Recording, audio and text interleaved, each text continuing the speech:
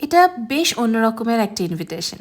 আজকে বালুরঘাট সফরের লাস্ট দিন, সন্ধে 7টায় ট্রেন। তার মধ্যে বরের এক বন্ধু লাঞ্চে আমাদের ইনভাইট করলো। এই যে রাস্তা দিয়ে যাচ্ছি, একটু পরেই পৌঁছে যাব ইটভাটায়। হ্যাঁ, ঠিকই বলছি, ইটভাটাতেই আজকে আমাদের মধ্যাহ্ন ভোজনের নিমন্ত্রণ। শীতের দুপুরে স্নিগ্ধ রোদে কলাপাতা পেরে সে এক ইলাহি খাবারের আয়োজন।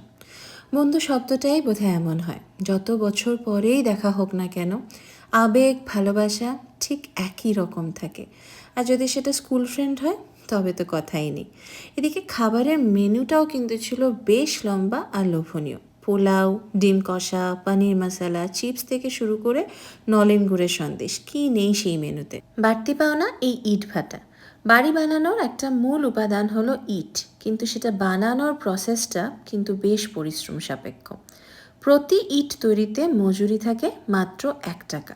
ভাবতে পারছেন আপনার বাড়ির প্রত্যেকটা ইটের পেছনে ঠিক কতটা পরিশ্রম লুকিয়ে আছে? তবেই তো একটা একটা করে ইট জুড়ে একটা ঘর তৈরি হয়। আলাদা করে হয়তো সবার প্রতিটা মুহূর্ত তুলে না ধরতে পারলেও সবার ভালোবাসায় আমরা আপ্লুত। লাস্টে শুধু একটাই কথা বলবো, সব কিছুর শেষে আমরা বন্ধু। আবার শীঘ্রই দেখা হবে, ততক্ষণের জন্য টাটা।